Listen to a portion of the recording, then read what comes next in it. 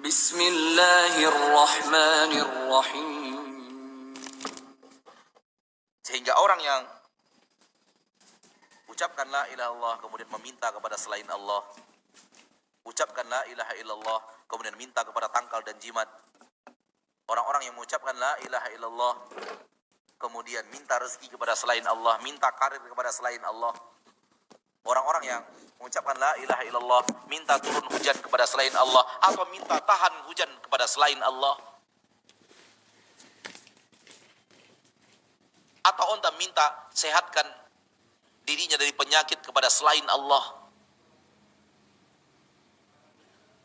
Dan hal seperti ini bukan pekerjaan yang asing di tengah manusia. Yang mengucapkan la ilaha illallah di zaman kita sekarang ini. Kenapa? Mereka tidak tahu apa itu la ilaha illallah. Mereka mengira la ilaha itu hanya ucapan lisan dan selesai. Dikatakan kepada Imam Hasan Al-Basri, seorang ulama ternama, murid para sahabat, seorang ulama ternama di zaman tabi'in, apakah la ilaha illallah adalah kunci surga? Kata beliau, ya, la ilaha illallah, tauhid adalah kunci surga. Kata beliau kemudian, walakin, akan tetapi, ma min miftahin illa walahu asnan. Tidak ada satupun kunci, melainkan kunci itu punya gigi-gigi. Wa man ja'a bimiftahin lahu asnan, futihalah. Wa man ja'a bimiftahin laisa lahu asnan, lam yuftahlah. Tidak ada kunci, melainkan ada gigi-giginya. Gigi-gigi ini adalah amalan. Mengamalkan la ilaha dalam kehidupan sehari-hari, itulah gigi-giginya. Supaya tidak terjerumus ke dalam kesyirikan, amalkan la ilaha illallah. Itulah gigi-gigi la ilaha illallah. Pengamalan dalam kehidupan sehari-hari sampai wafat. Barang siapa yang datang dengan kunci, dengan la ilaha illallah, punya gigi, dibukakan untuknya pintu surga. Dan barang siapa yang membawa la ilaha illallah, kunci surga, tanpa gigi, tidak akan dibukakan untuknya pintu.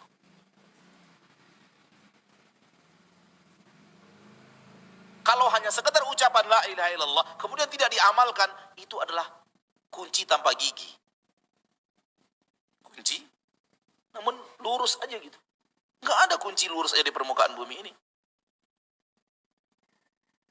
Kunci untuk buka pintu pasti ada giginya. Justru disitulah letak kuncinya, itu di giginya itu, bukan di lurusnya.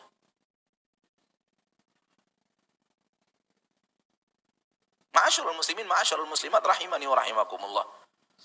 Kita sudah hidup di tengah kaum muslimin yang tidak tahu apa saja yang membatalkan la ilaha illallahnya. Syirik itu apa saja yang bisa membatalkan la ilaha illallah. Dan ini berbahaya sekali.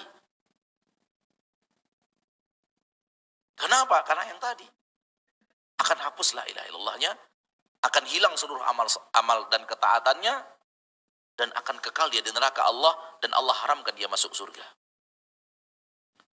Ditambah satu lagi, Allah tidak akan pernah ampuni dia untuk selama-lamanya. Hilang la ilaha illallah, hapus seluruh amal soleh yang pernah dia kerjakan, wafat tidak dalam keadaan menjadi seorang muslim, di akhirat tidak akan diampuni, masuk neraka untuk selama-lamanya, diharamkan untuknya neraka, surga Allah subhanahu wa ta'ala. Itu yang ada di dalam Al-Quran. Ana tidak ngarang sedikit pun dari poin-poin yang tadi. Di dalam Al-Quran surat Al-Ma'idah ayat 72, Allah tabaraka wa ta'ala mengatakan, innahu man yusyrik billah.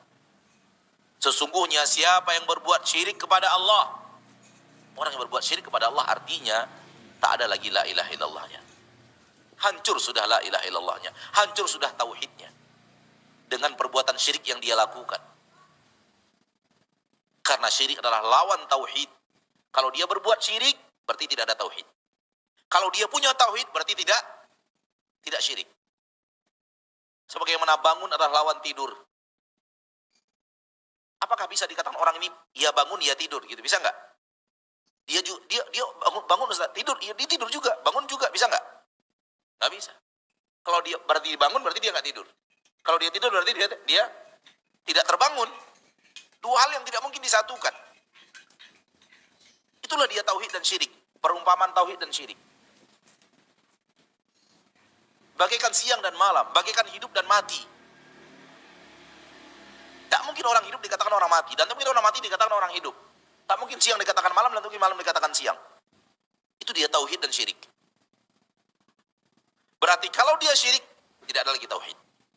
Kalau dia ada tauhid, berarti tidak ada lagi syirik. Innahu man yusyrik billah. Sesungguhnya barang siapa yang berbuat syirik kepada Allah, fahamlah kita, orangnya tidak lagi bertauhid. Tauhidnya habis. Kenapa? Karena dia sudah berbuat syirik. Ada lagi tauhidnya. Berarti tidak ada lagi la ilaha illallahnya. Apa yang akan terjadi padanya? Innahu man yusyrik billah faqad harramallahu alaihil jannah. Sungguh Allah haramkan untuknya surga.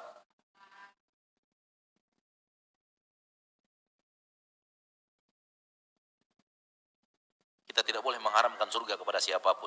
Namun Allah berhak mengharamkan surga untuk siapapun yang ia ingin haramkan surga untuk orang itu. Karena yang punya surga adalah dia. Pencipta surga adalah dia. Pemilik surga adalah dia. Allah subhanahu wa ta'ala. Kita nggak boleh. Kita nggak boleh mengharam-haramkan surga kepada siapapun. Namun kita boleh mengucapkan apa yang Allah katakan di dalam Al-Quran. Tanpa kita tunjuk hidung. Kamu haram masuk surga. Kamu haram masuk surga. Kamu haram masuk surga. Selain kelompok kita haram masuk surga. Itu tunjuk hidung namanya. Nggak boleh. Biarkan Allah yang tahu. Biarkan Allah yang memutuskan siapa yang akan Allah haramkan. Namun Allah tunjukkan kepada kita kriteria orang yang Allah haramkan itu untuk masuk surga. Yaitu berbuat syirik. Dan kita katakan kepada kaum muslimin, wahai kaum muslimin, Allah Rabb kita berfirman di dalam Al-Quran, yang berbuat syirik, Allah haramkan untuknya surga. Kalian mengharamkan surga aja, bukan saya yang mengharamkan. Yang mengharamkan pemilik surga itu sendiri. Pencipta surga itu sendiri, yaitu Allah. Sebagaimana Anda pemilik rumah, boleh nggak Anda larang orang yang mau masuk rumah Anda larang, si Anu nggak boleh masuk rumah saya, boleh nggak? Secara syariat boleh. Fulan. Anda katakan kepada istri, jangan masuk. Kalau minta izin masuk rumah, jangan izinkan masuk rumah. Saya tidak rela rumah saya dimasuki oleh fulan. Itu kita di dunia. Dengan kepemilikan semu, bukan kepemilikan hakiki. Milik semuanya milik Allah. Namun diamanahkan kepada kita secara semu. Untuk sementara waktu. Sebelum dipindahkan kepada orang lain. Dan menjadi amanah untuk hidup orang lain. Itu pun diizinkan kita untuk tidak mengizinkan seseorang yang kita inginkan untuk masuk rumah kita. Apalagi Allah, pemilik hakiki. Dan Allah sudah katakan, yang berbuat syirik, yang tidak bertauhid, maka Allah haramkan untuknya surga. Kalau orang tidak masuk surga, otomatis neraka. Wa ma'wahun nar. Dan tempat kembalinya adalah neraka. Haram masuk surga, tempat kembalinya neraka. Berarti di neraka untuk selama-lamanya. Karena sudah diharamkan untuknya surga. Bismillahirrahmanirrahim.